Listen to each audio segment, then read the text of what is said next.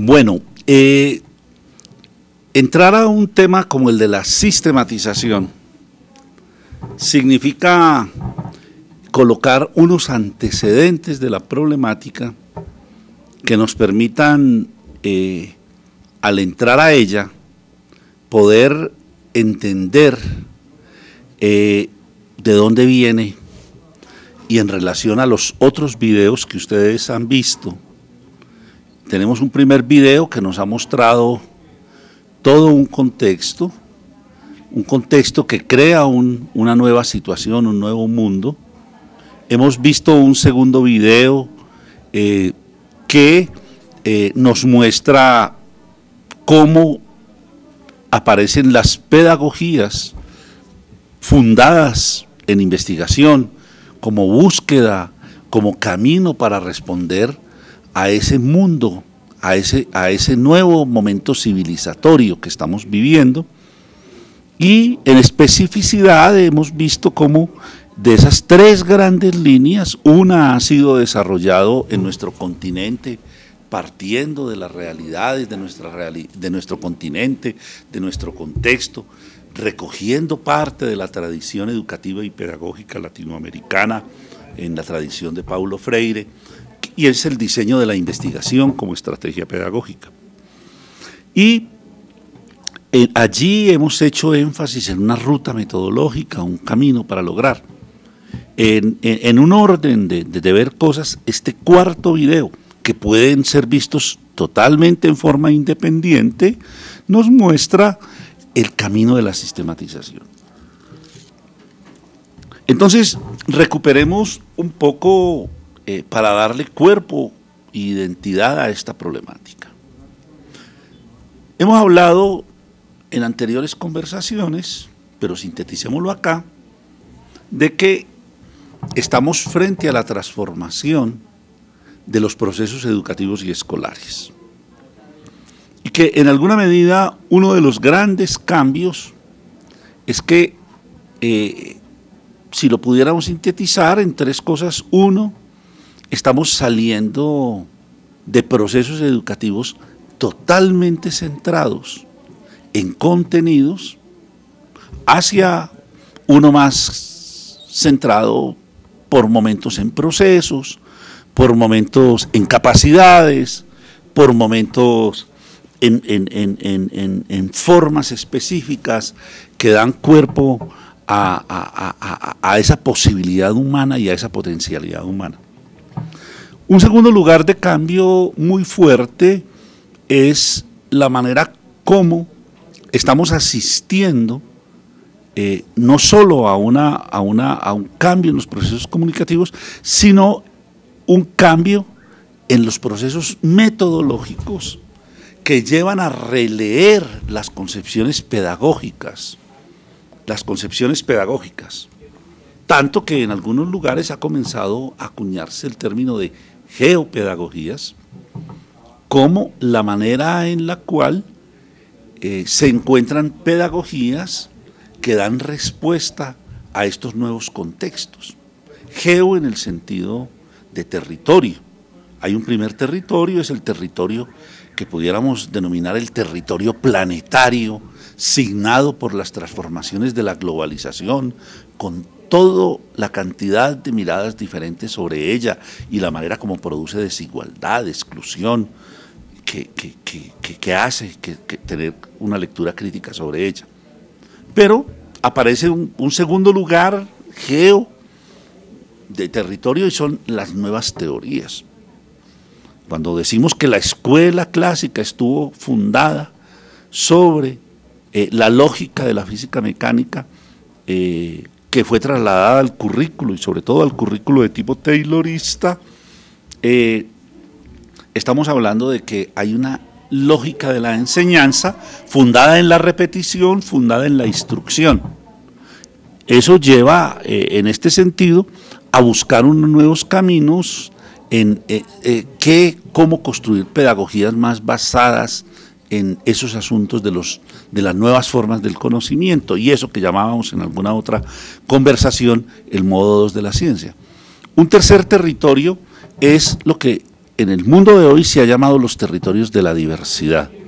Y esos territorios de la diversidad están marcadas por diversidades étnicas, están marcadas por diversidades culturales, están marcadas por diversidades de género, por diversidades de opción sexual. Eso produce unas ciertas epistemes, unas epistemes que marcan también el hecho pedagógico y que han construido toda una discusión desde las concepciones críticas sobre el modelo homogéneo de escuela que tenemos y que nos lleva a encontrar otros lugares para él. Un cuarto lugar de geopedagogía es la emergencia de todas las nuevas mediaciones tecnológicas y comunicativas. Esas nuevas mediaciones tecnológicas y comunicativas implica una reestructuración y una reorganización de la mediación. Es decir, estamos frente a un nuevo mundo hecho desde lo comunicativo, hecho desde lo tecnológico, que al producir esas nuevas mediaciones reorganiza los sistemas en los cuales nosotros estamos insertos, y eso lleva a construir esas nuevas pedagogías.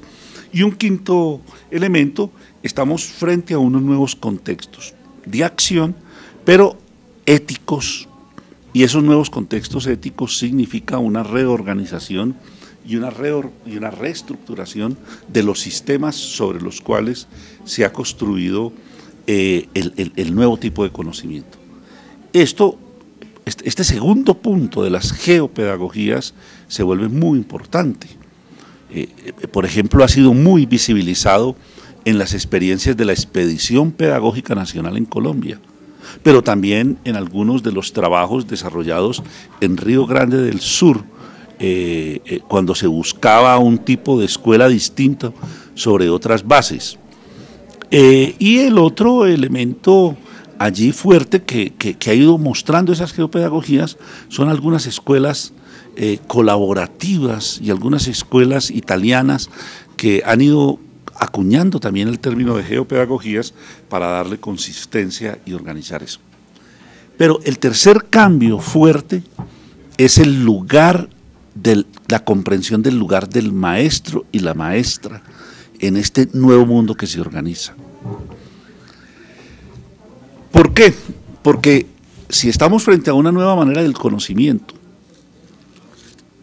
y estamos frente a unas nuevas epistemes de ese conocimiento y a unas nuevas epistemes de la ciencia, nos estamos encontrando frente a un maestro y a una maestra que ha cambiado su papel de puramente transmisor a ser capaz de incursionar en formas del conocimiento que hoy se mueven más en la esfera de eso que es la investigación la que lo jalona, de reconocer las preguntas de punta, de reconocer cuáles son esas preguntas de umbral sobre los aspectos que se trabajan y la capacidad de convertirlo en procesos de un conocimiento que se construye. ¿Eso qué significa? Significa un maestro que abandona la instrucción, y esto es muy importante. Es decir, los modelos instruccionistas han entrado en una profunda crisis, así se sigan manteniendo en la universidad y se sigan manteniendo en muchos sistemas escolares. Pero exige también un replanteamiento de la enseñanza y una reelaboración del aprendizaje y una reestructuración de los sistemas de aprendizaje. Eso nos va a llevar a entender que los sistemas de formación basados en la transmisión entran en una profunda crisis. Por eso pudiéramos decir que emerge con mucha fuerza la innovación. La innovación como no solo como la capacidad de producir cosas nuevas o artefactos nuevos o simplemente prácticas nuevas. La innovación como la capacidad de ir en esos asuntos que se están transformando y en lo que ha sido la lógica de las instituciones a una transformación mayor. Por eso estamos frente a innovaciones curriculares, a innovaciones pedagógicas, a innovaciones de gestión, que pudiéramos decir que, curiosamente, el modelo que se tomó de organización de la gestión administrativa es profundamente dañino para los procesos de innovación en los procesos escolares. Es esta realidad la que nos coloca frente a una nueva manera de construir sistemas de formación. Y ese es el segundo asunto antes de entrar en materia para poder indicar las lógicas de la sistematización en las cuales es posible hacer que los actores de práctica en los procesos educativos, todo actor de práctica, pero en este caso niños, niñas, jóvenes, maestros y maestras, se conviertan en productores de saber. Pero eso significa, y hay que decirlo un poco duro, crisis en los sistemas de formación tradicional.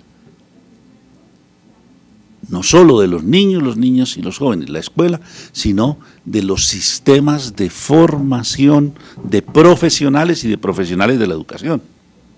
Digámoslo más fuerte, hay una crisis profunda de la universidad en su modelo de formación, pero hay una profunda crisis en las facultades de educación para poder dar respuesta a la nueva manera como es el conocimiento y es la práctica pedagógica en estos tiempos. Digamos entonces que aparece un cuestionamiento a los modelos de formación y por eso, para entrar a lo que serían las dinámicas de sistematización, se hace necesario tener que entender en esa crisis de la formación la salida de modelos de formación que sacan al maestro y a la maestra de su lugar de trabajo. Y lo que se ha venido planteando cada vez más, con más fuerza, desde alguna reunión de la UNESCO en París a comienzos de este nuevo siglo, en donde se planteaba la crisis de los modelos exógenos de formación, sobre todo para los maestros que están en práctica. Y eso tiene que ver con otro elemento que valdría la pena afinar antes de entrar al tema mismo de la sistematización, y es que aparece una formación in situ, en el sitio de trabajo, y que cuando se trabaja la especificidad de la investigación como estrategia pedagógica, y ese principio de la investigación como estrategia pedagógica, de que a investigar se aprende investigando, que yo siempre asimilo a las formaciones, por ejemplo, en algunos procesos de educación física, la organización de esos procesos, en donde si a alguien le enseñan natación y lo gradúan de natación, pero nunca lo metieron a la piscina, el día que se meta a la piscina, así se sepa toda la teoría, se puede ahogar. Y que eso pasa lo mismo en investigación, y que parte de la crisis en investigación es toda esa enseñanza de los métodos como un ejercicio que pareciera totalmente conceptual y no de un desarrollo práctico. Y ahí está la novedad: el maestro es un práctico, el maestro es un profesional práctico, teórico y conceptual. Es decir, en el sentido que Schoen lo replantea a finales del 90. Es decir, el maestro y la maestra tienen un estatuto propio, y tienen un estatuto que está fundado en la práctica, y que así aprenda infinidad de cosas en la universidad que son muy importantes. Cuando él tiene que enfrentarse al mundo de su práctica, ese maestro y esa maestra tiene que producir un conocimiento, más que el conocimiento, ese maestro y ese maestro tiene que hacer en su práctica todos los días, resolver un montón de circunstancias que no están escritas en ningún libro, y que solo se le da una especie de sabiduría que ellos tienen, una sabiduría de ese relacionamiento que por lo acartonado del conocimiento no tiene unas relaciones, pero que se comienzan a entender como saberes que se diferencian del conocimiento.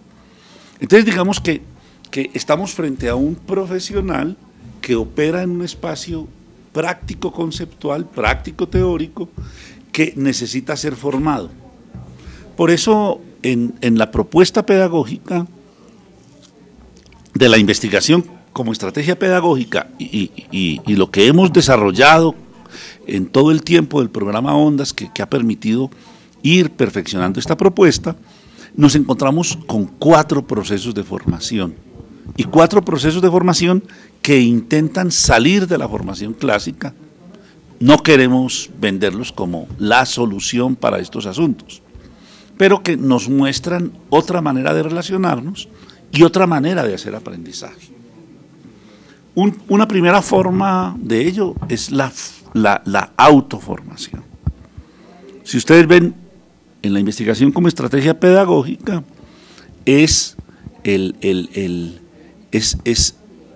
desde los intereses, desde las necesidades de las personas, ellos se inscriben en los grupos.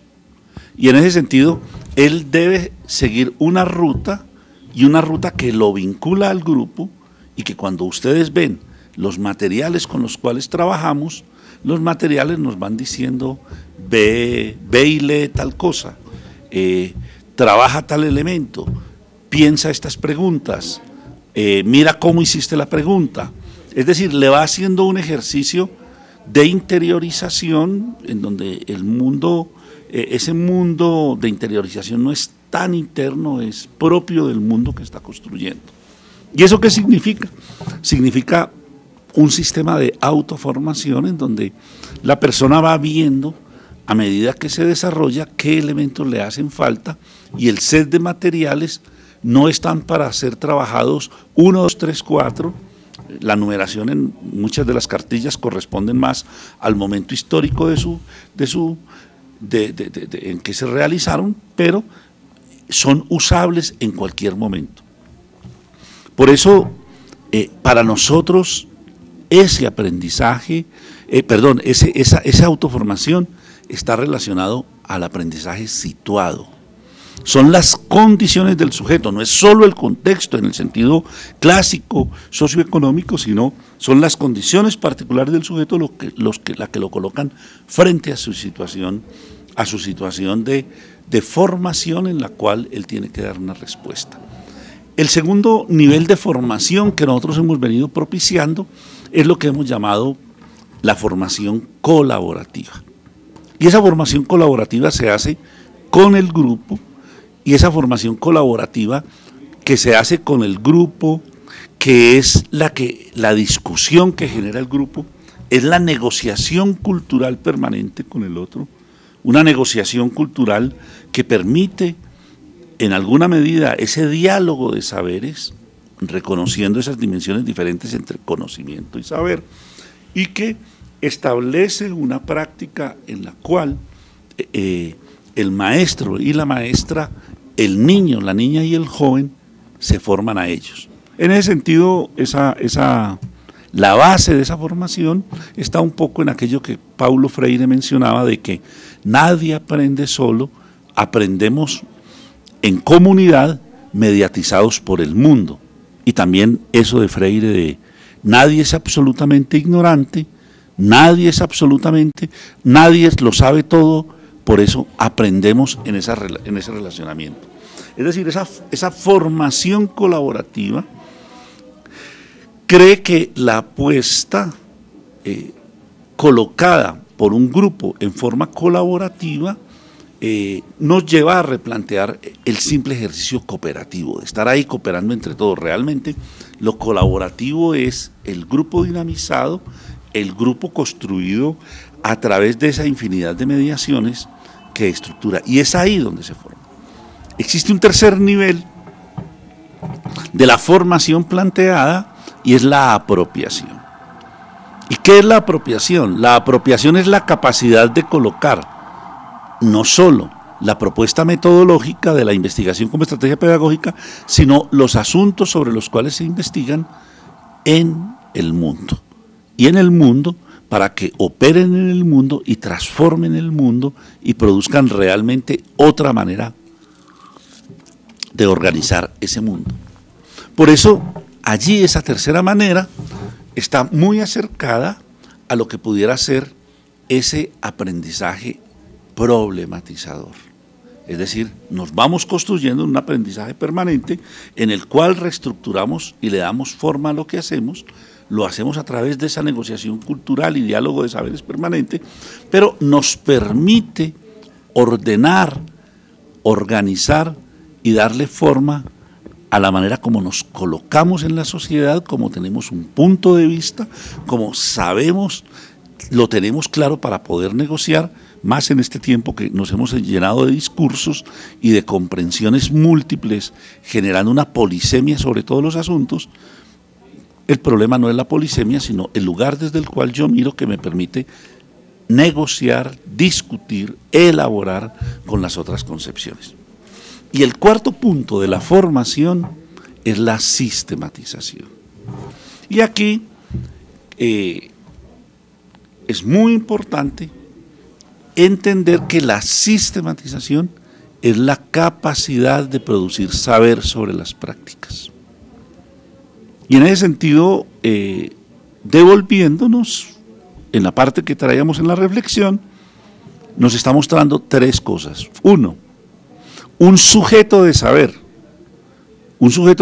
niño, niña, joven, maestro, maestra, padre de familia. Es decir, en un viejo sentido gramsciano, todo ser humano está en condiciones de producir saber. Y está en condiciones de producir saber en una relación entre unos saberes de práctica y unos conocimientos disciplinarios. Por eso la sistematización en toda la propuesta de la investigación como estrategia pedagógica y los elementos desarrollados en el programa Ondas nos permiten construir la sistematización como una producción de saber de los actores. Y esta sistematización no es posible pensarla simplemente como si nosotros lo que hacemos es recoger una serie de datos, lo que hacemos es colocar esos datos en función de la manera como se recogen esos datos y se articulan en las dinámicas en las cuales esa información es puesta en discusión. No, la sistematización nos garantiza un camino a través del cual yo, la práctica que estoy realizando, la puedo investigar y la puedo convertir en saber. Entonces digamos que ese primer asunto, la práctica del maestro, la práctica de la maestra, la práctica del niño, la niña que hace investigación como estrategia pedagógica, es susceptible de ser organizada, ordenada, para producir un saber a partir de hechos. Y a partir un saber que permite dar cuenta no solo de un saber sobre el conocimiento, sobre el asunto que se está investigando, sino también sobre el proceso metodológico. Por eso, entonces digamos que esta investigación de las prácticas tiene una propuesta específica en la sistematización. Vamos un poco más allá. Por eso, lo primero que yo tengo que preguntarme para hacer sistematización es, ¿para qué voy a sistematizar? Y esto es bien curioso porque se diferencia de otros caminos investigativos, en el sentido de que la sistematización busca auscultar desde la práctica para qué yo con esa práctica quiero producir saber. Porque digámoslo de una vez, va a ser la manera como resuelvo esa pregunta la primera forma y la primera orientación que me permite determinar qué herramientas voy a usar en el proceso de sistematización. cuáles son los dispositivos que yo voy a trabajar para hacer real esa sistematización. Porque no es lo mismo hacer una sistematización para hacerle un informe a una agencia que me financia un proyecto o a Colciencias que dice que le debo entregar un resultado de sistematización del proceso realizado por los niños o los maestros de la manera como vivió la investigación como estrategia pedagógica. Si la motivación del sujeto está marcada por la orientación de la tarea, la sistematización tomará un camino. Por eso hay tantas sistematizaciones que no dan cuenta más allá de la descripción de los procesos, porque el sujeto no está implicado en el conocimiento o en el saber que se quiere producir. Y termina haciendo la tarea, se le cumple la tarea, entonces, nos pidieron que enviáramos una sistematización, listo. Yo mando una sistematización que termina siendo una descripción. Es decir, cuando uno ve tipos de sistematizaciones que se hacen, que se entregan, uno dice, este cumplió la tarea, este está buscando esto, este está desarrollando este quiere profundizar esto. ¿Por qué? Porque conceptualmente la sistematización es una investigación de segundo orden. ¿Y qué es una investigación de segundo orden? Es una investigación que debe construir su instrumental para poder desarrollarla, siendo consciente de que funciona con sistemas autoobservantes, que puede tener sistemas de observación, pero que está construyendo sistemas autoobservantes. Y ese sistema autoobservante se convierte en determinante. Pero ven, por eso la primera pregunta es ¿para qué voy a sistematizar? Si yo digo, a mí me interesa producir un saber sobre esta práctica que fue tan rica y un saber para mejorarla, para las concepciones más progresistas de sistematización siempre insisten en que la sistematización se hace para transformar las prácticas, para transformar la realidad, para transformar la sociedad. Pero a medida que la sistematización se ha ido convirtiendo en un proceso investigativo interesante, cada vez más es asumido por agencias de cooperación internacional, por instituciones multilaterales, y la colocan como una tarea, y entonces mucha gente la realiza como una tarea. Por eso también hay una cosa bien interesante. No es posible hacer sistematización con personas que no estén interesadas en la sistematización. Y yo quiero marcar mucho esos asuntos porque en muchos lugares la sistematización no funciona, no porque no tenga las herramientas, sino porque es una imposición externa en la cual el sujeto de práctica no está involucrado. Entonces, es un sistema autoobservante y el observador, el que está trabajando y que va a tener que mirarse así, no está interesado en hacerla. Y además, hemos terminado en el último periodo, como la sistematización terminó siendo una moda en universidades, en ONGs, en muchos lugares, hemos terminado con recetarios para sistematizar, en donde a la gente se le entrega un esquemita y lo que tiene que hacer la persona es desarrollar ese esquema y lo va a realizar. Entonces, digamos, ese primer punto es absolutamente necesario. ¿Para qué? Pero el para qué significa, al tenerlo claro, me arroja el quién.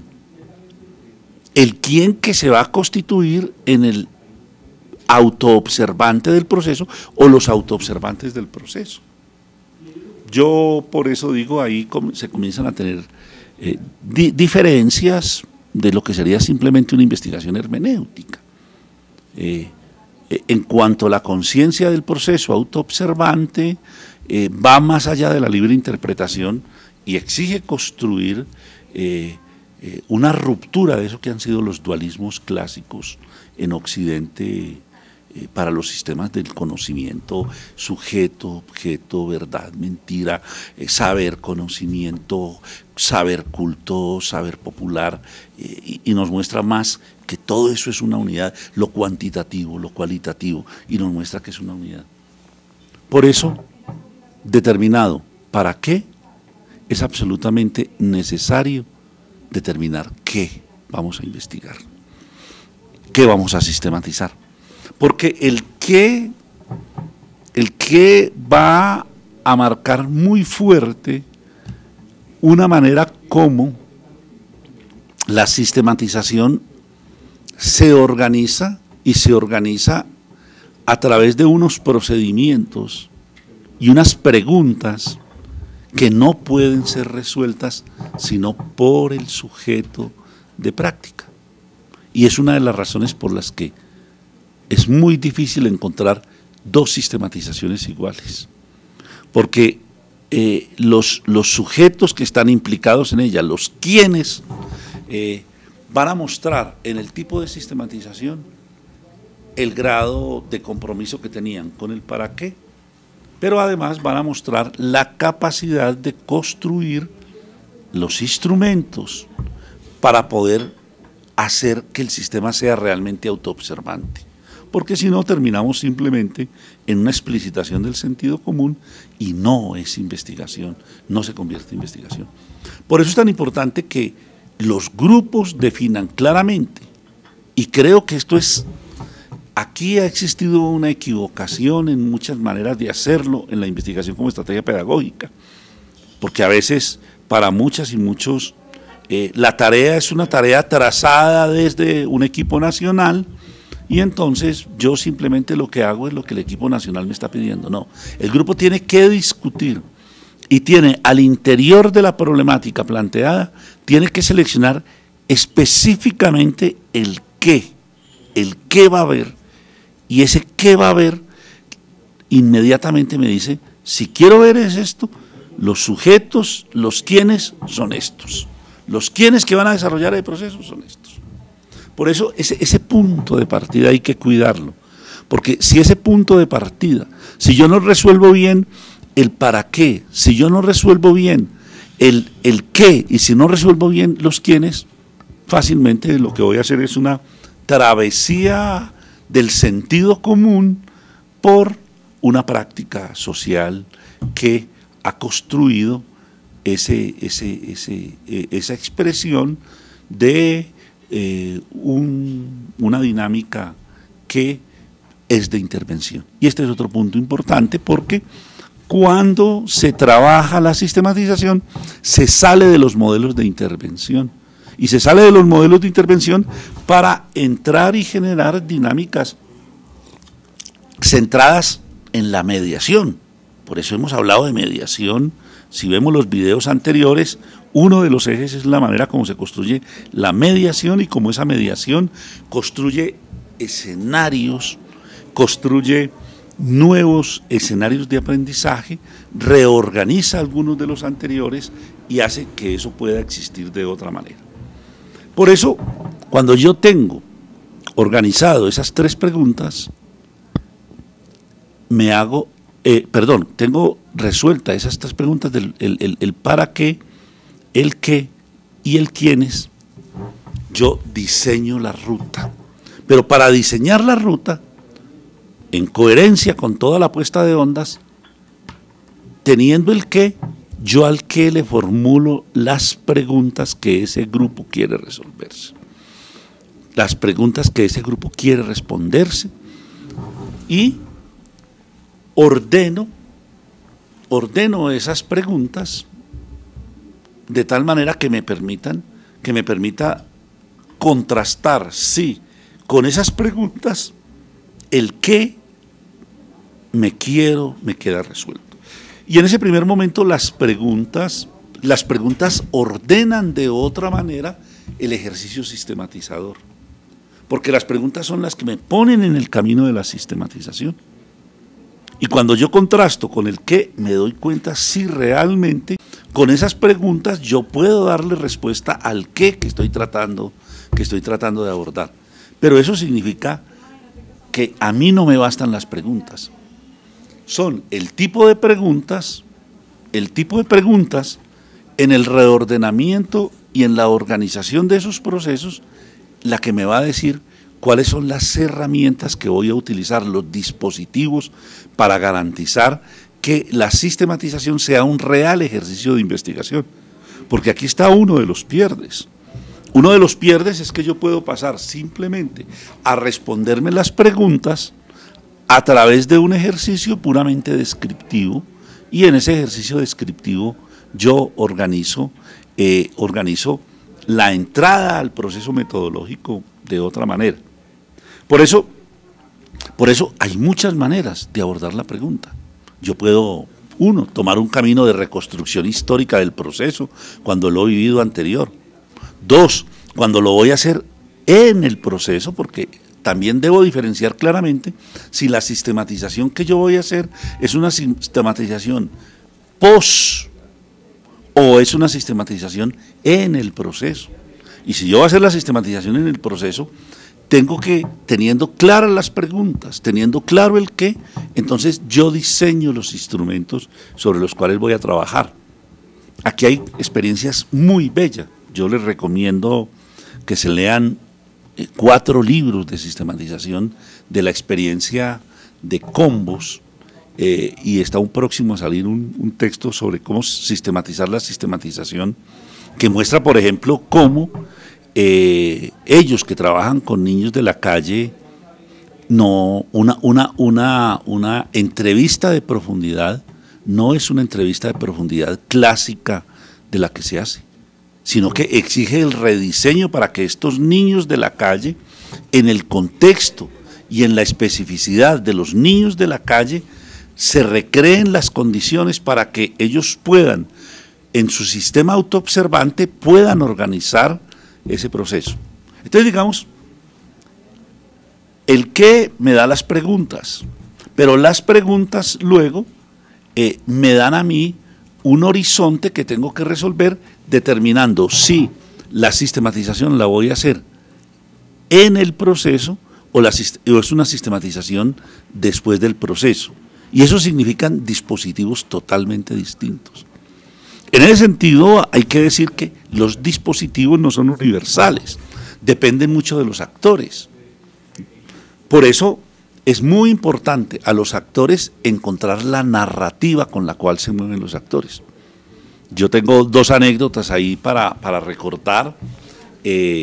Una que vivió Juan Gaviria en un trabajo con campesinos del Fique, que se encontraba que su fortaleza no era la escritura, y al encontrar que no era la escritura, entonces comenzó a buscar y se encontró que en esa región de Santander, donde iba a hacer el trabajo, había mucha fortaleza en el uso del tiple, de la guitarra, de las trovas, y hizo una maravillosa sistematización de todo un trabajo de campesinos fiqueros con trovas, en donde pudieron participar haciendo las trovas muchos de los campesinos que no sabían leer y escribir.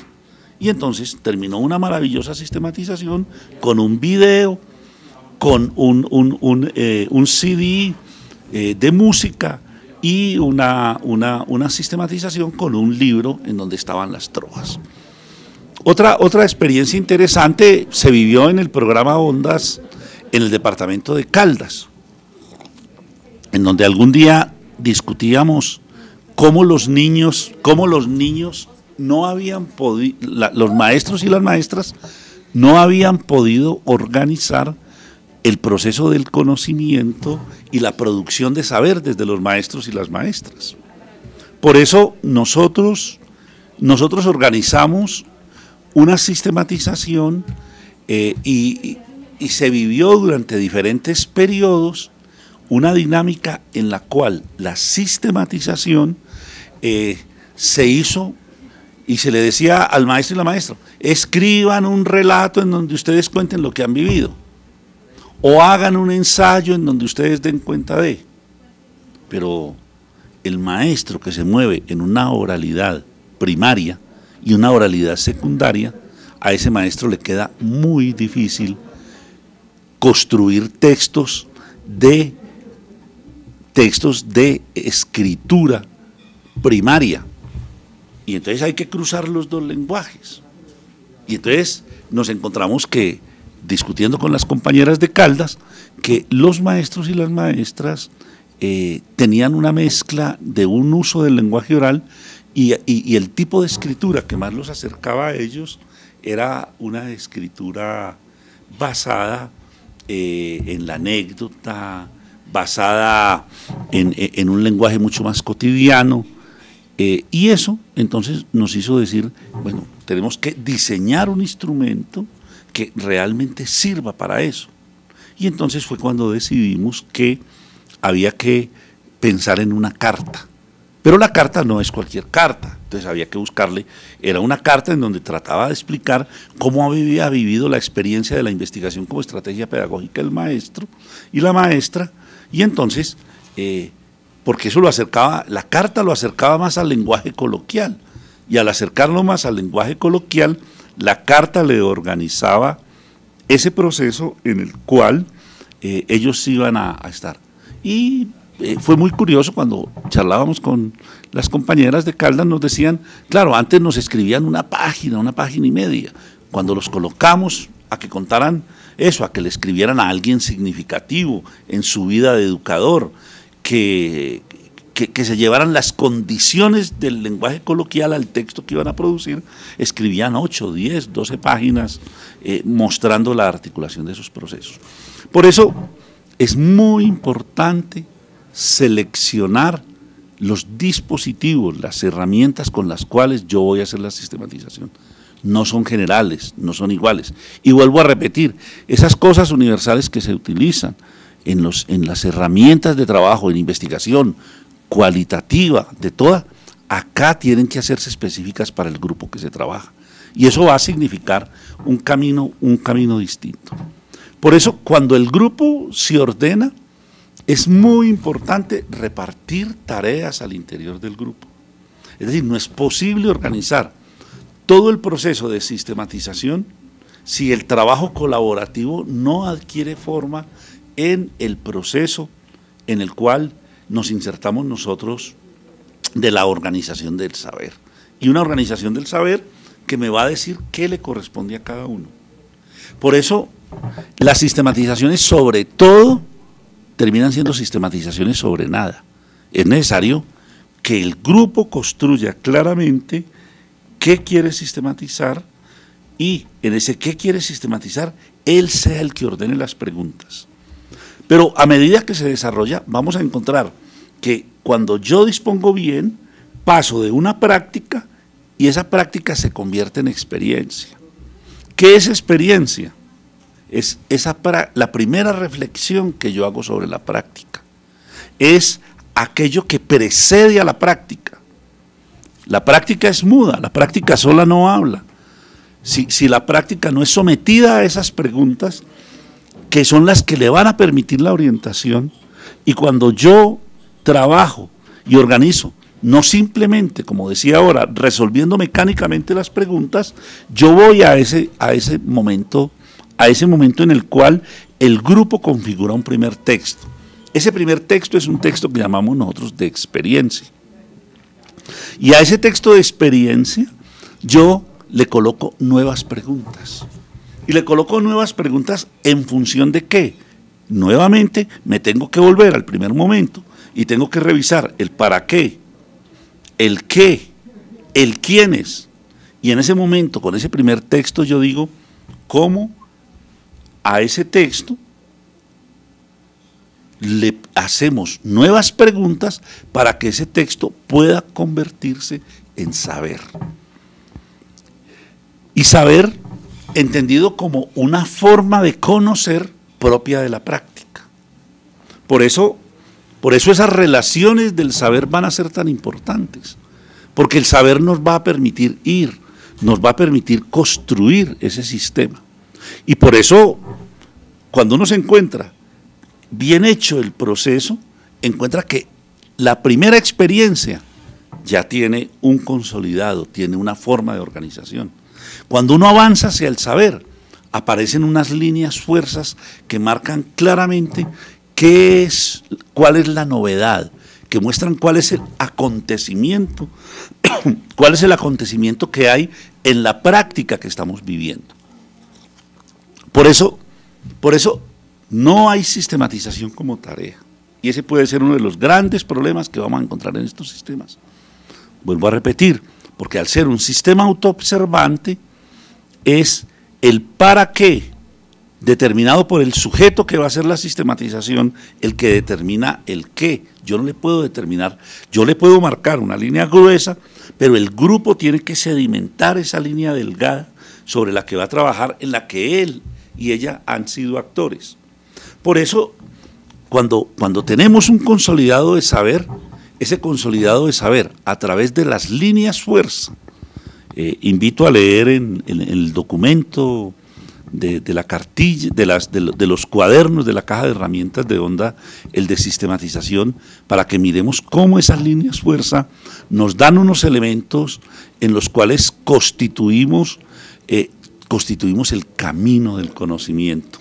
Es decir, ese saber abre una ruta, que se puede quedar en saber perfectamente, pero abre una ruta hacia una producción de teoría, y una producción de teoría en donde el saber puede producir teoría, pero es capaz de producirla solo si yo encuentro los elementos. Y los elementos para hacerlo son las líneas fuerza, que son esos aspectos de la práctica que, convertidos en reflexión, me dejan asomar las categorías sobre las cuales el grupo que ha desarrollado la práctica dice, me muestra en ese primer texto de saber, me muestra cuáles son esas ideas. Yo puedo reorganizar esas ideas y producir una relación de otra manera. Por eso, el saber es un camino hacia la teoría, y no es un saber minoritario del conocimiento. El saber es un camino hacia la teoría por un camino diferente al del conocimiento, como ha sido entendido en la investigación clásica. Y ahí hay discusiones bien interesantes que podemos ir profundizando posteriormente sobre cómo se da eso. Entonces, recapitulemos, la sistematización es una forma de investigar la práctica. Y es una forma de investigar la práctica propia de los sistemas autoobservantes. Recuerden, no es ver, no es mirar, no es observar, es autoobservar. 2. Esos sistemas autoobservantes de práctica requieren formular 3 preguntas básicas de entrada. ¿Para qué? ¿Qué y quiénes? Yo, a partir de eso, el grupo que va a hacer la sistematización, se hace las preguntas y las ordena y organiza una serie de trabajos para garantizar una respuesta a esas preguntas en coherencia con los archivos que tiene, con los instrumentos de registro que tiene, con los diarios de campo que tiene, con las bitácoras que ha organizado y le permite hacer. Y con eso produce una primera respuesta, que es la experiencia. Y esa experiencia es lo que hemos denominado la práctica reflexionada. Pero nuevamente ahí, que está constituida, muchas veces aparece en forma muy descriptiva, yo le hago las nuevas preguntas para convertirla en saber. Y ese saber está determinado por las nuevas preguntas, y allí implica una producción de los participantes. Y es una producción que requiere la disciplina, el sentarse, y ese paso a ese saber requiere que encontremos las narrativas propias de los grupos con los que estamos trabajando. Por eso no son lo mismo las narrativas de los niños, las niñas, los jóvenes, los maestros, las maestras, los asesores tienen otras narrativas. A los asesores hay que pedirles unas narrativas más en función de su disciplina, pero que son capaces de leer la práctica. A los maestros y las maestras más en función de ese sentido pedagógico de lo que está haciendo. Y ese saber constituido nos da la base para generar lo que llamaríamos esas líneas fuerzas, esas ideas fuerzas que nos avisoran el camino de la teoría. Entonces, digamos, para cerrar, que la teoría es una forma de investigar las prácticas que nos convierte a todas y a todos en productores de saber.